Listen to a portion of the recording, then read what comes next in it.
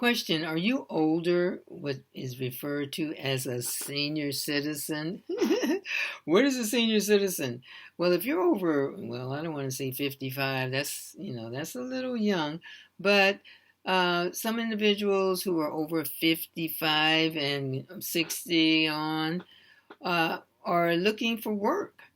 And for whatever reason, some individuals have already started receiving Social Security, others are receiving retirement, others just want to get back to work because they miss working, others are people persons, so they just like, engaging with people. Some people, need to subsidize their income. Whatever the situation is, I am here to give you tips and strategies on how to be successful. A lot of individuals who are older and want to get back in the workforce are feeling very intimidated because they feel like, oh, I'm too old, or, they're only going to hire young people. And so the thing about it is, I just want to say this, uh, discrimination, age discrimination does exist. I just want to say that. So let's get that out there. Because to say age discrimination does not exist among employers is not true. So let me just say this really quickly. So if you're reading a job description of job posting and it says recent college grad, well, that's a code word for young. If you're reading a job description and it says energetic, da da da da da, bloop bloop bloop, in terms of describing that particular candidate that they're looking for a person to fill that position, that's a code word for young. What's another? If you're reading the job description and it says,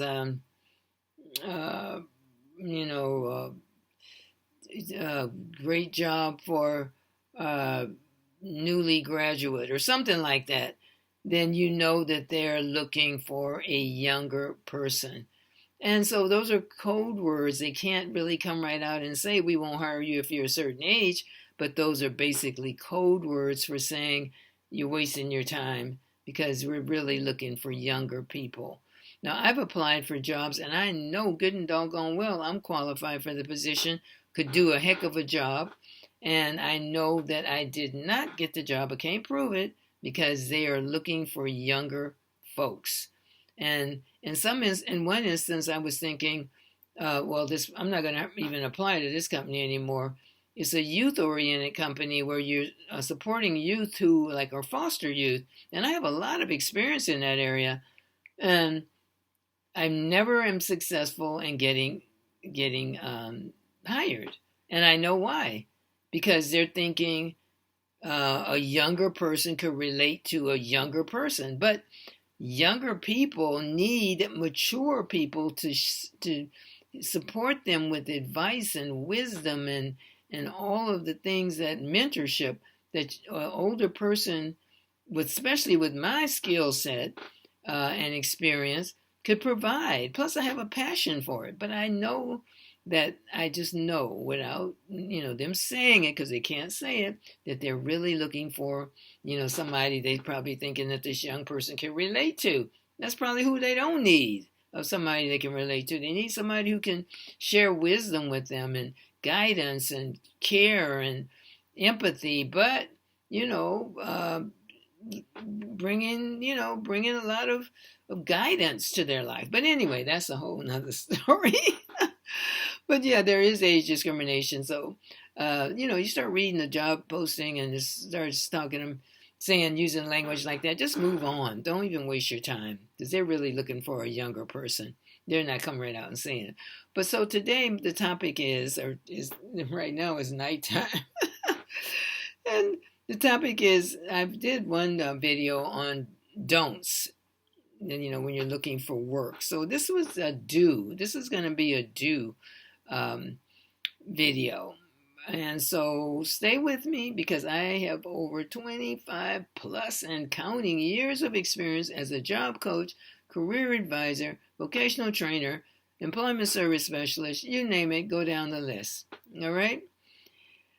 Okay, so let's get started with the do's. Have on your voicemail, No bless you and scriptures and all of that. And, believe me, I'm very spiritual. But it should be straight up business. You have reached da da da da, whatever the phone number is, your phone number 415-632-9816 as an example. I'm not available to answer your call at this time. Please leave your name and number, and I will get back with you as soon as possible. That's it. That's your message.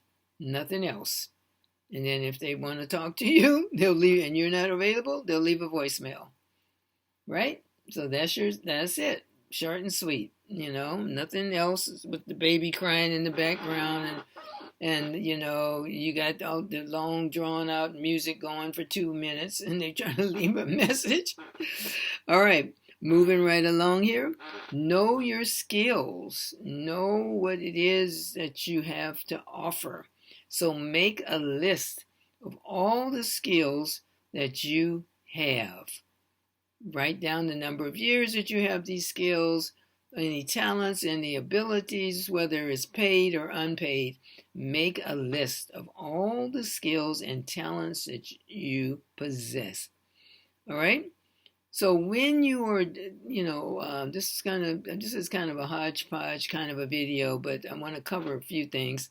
So when you do develop a resume, first of all, you want to have it professionally done, unless you are a professional.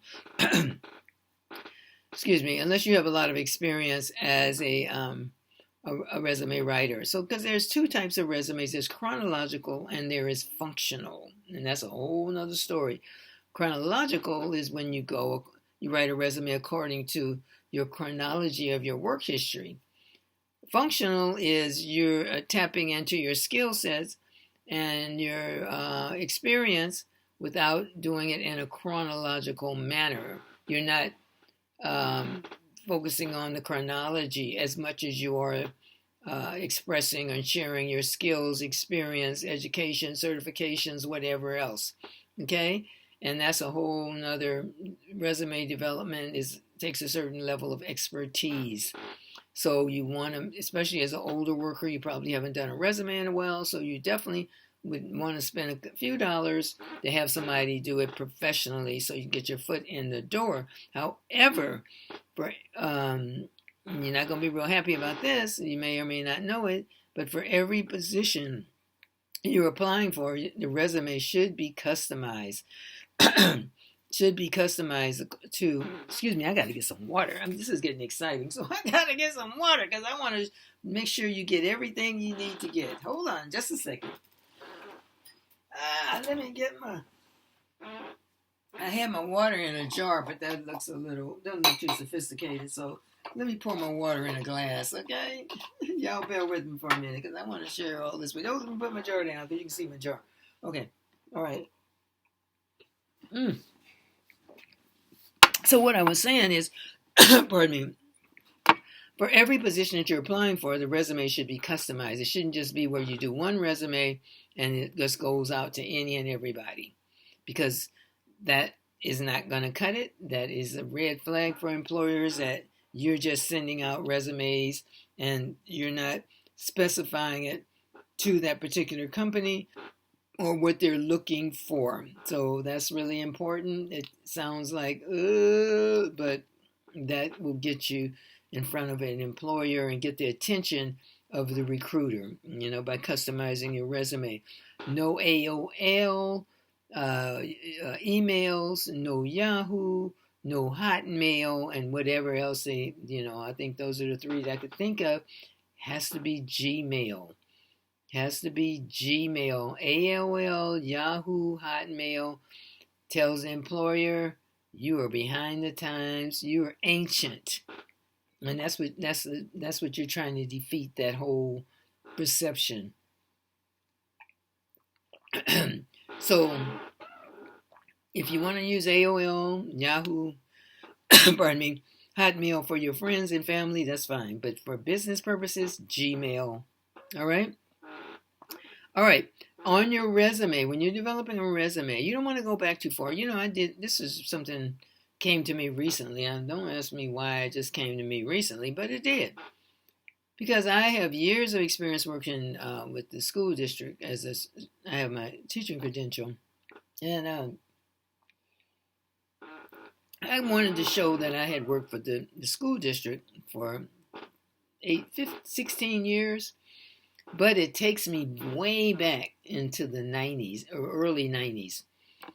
And so I thought to myself, I said, you know what? You need to eliminate this because you need to eliminate it because the people who are looking at your resume, recruiters, are probably wasn't even born then, probably wasn't even thought about then, because they may be in their 20s or 30s. So going back to 1993, I said, oh no, I'm going to take this off because I have other work experience after I was retired from the school district where everybody did a massive layoff. I have other meaningful experience, and so I said, I'm taking this off because they're looking at this and thinking, this woman is ancient, you know. They're not saying it, again, age discrimination. So I decided I'm taking it off, and I did. I took it off. Now, yeah, so I have enough other work experience to qualify me. So that's something to think about. And also when you started saying I have 30 years of experience, 30 years, and the recruiter may be thinking I'm 26, 30 years of experience, I wasn't even thought of. So you want to be really careful about, going back too far, and you feel real good about it, like, shoot, I got 30 years of experience. Well, that recruiter may not even be 30. So you want to be really, really careful about going back too far. What else do I want to say here? I think that's pretty much it for now. Always have so much more information that's related to looking for work, the do's looking for work. You definitely want to have a really good resume that sells your skills, your skill set, but you got to know how to do it. And also, on one of my hacks that I put together a video on hacks, you want to have a category on recent learning. I can't think of the right word right now. Where is it? I'm going to cheat and look it up. You want to have, let's see, the word is, on your resume, you want to say, this is impressive for the employer, so they're not thinking this person, can't learn or whatever. That's number 7. So we're going to recent skills. Excuse me. Thank you for allowing me that. On your resume, you want to have a recent skills category because that's a lot of, I'm not saying all older people, but some of us are scared of technology, and technology is going nowhere fast. It's going to be here forever and ever and ever, and employers are expecting 99%. I don't know any employer that's not requiring some level of technology. That's just a fact. And so if you're running scared and not learning anything new, then you're going to have a very hard time. So there's ways, go online. There's so many freebies where you can learn technology, and even if it's not free, but there's so many. If it's not free, it's darn near free, where you can learn technology, and not all technology, but at least some basic technology. I have a sister who she thinks I'm a go-getter. Well, I kind of am a go-getter. She hasn't worked since she retired. She's done childcare for her family, but when she asked me, she said, what kind of, because I've had all kind of jobs, not beyond working for family, helping out with my family, working for employers since I retired. And she's asked me recently, well, tell me about how you got the job done. I started telling her about it, giving her all kind of insights and tips and strategies. And I spent a lot of time trying to really get her up and going. And he said, because I need to subsidize my income. And then she calls me about 2 months later and said, remember that information you gave me? I said, yeah. She said, I lost it. I can't find it. Because I took notes when you were telling me, and I actually sent her something, text her some messages. She said she can't find any of that. So I gave it to her again. Has she done anything with it? Zero. What is a zero? Zero. She's done zero with it. And the reason why she's done zero is because she's scared of technology. She's scared of technology. So, and she's the same one who told me that she lives in an apartment building, and they want everybody to send their payments via the internet, the system, their website, and just do it online. She says she's not doing it online. She's gonna go to the post office, keep going to the post office. She's gonna get herself a money order. Da da da da da. Well, she's probably the only one in the building doing that. So she can forget about looking for work because everything is technology now to some degree or the other. You cannot be afraid of technology. It's here to stay. And guess what? Helps your brain. The more you learn, just keep learning and learning and learning and learning. I have vowed to be a lifelong learner. There's so much to learn. So much to learn. We're living in the age of information. So you want to stay current. You not get the heck off of TikTok, and unless it's something that's just going to be helpful. Instagram and Facebook and all that hee ha ha, who did what to whom and who's suing this person, who's divorcing. So what? It's not doing anything for us. It's not. Just polluting, just got your mind all full of crap. But anyway, so yeah, because there's so many wonderful things to learn. YouTube has a lot of good information for free. Anytime I want to know something, I just go to YouTube. There it is, boom. And then I know a lot of folks are scared of AI, but AI got a whole bunch of good information for you. Just ask the question, AI will spit it out. All right, I think I've said enough. So those are some do's for creating your resume, do's for looking for work, do's for, just staying alert and being a learner, a lifelong learner. Just keep learning, and improving and enhancing. My name is Maria. Please like and subscribe, leave a comment. I'd love to hear from you. And I'm going to close out now. And I hope to see you at the top because that's where I hang out. Okay, I'm going to say bye-bye for now. And I hope this is, I don't want to make it, I hope it didn't sound like it was rambling because it's really not. I'm here to support my fellow older workers. Okay? We're kindred spirits. All right. So bye-bye for now, and I wish you well. Thank you for checking out my YouTube channel.